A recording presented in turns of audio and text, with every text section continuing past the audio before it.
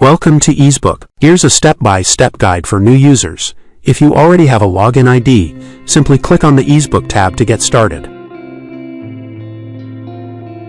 Go to Financial Management. Click on Sales. Go to Setup. Then to Setup. Click on Inventory. Click on yellow button to edit. Click on Update Inventory. Click on yellow button.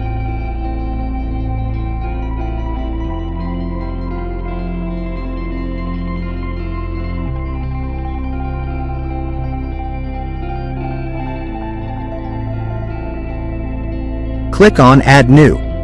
Select Item. Add Quantity.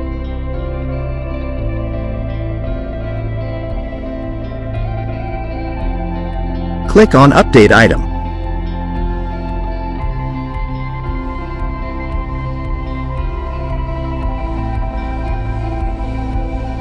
Inventory or stock refers to the goods and materials that a business holds for the ultimate goal of resale, production or utilization.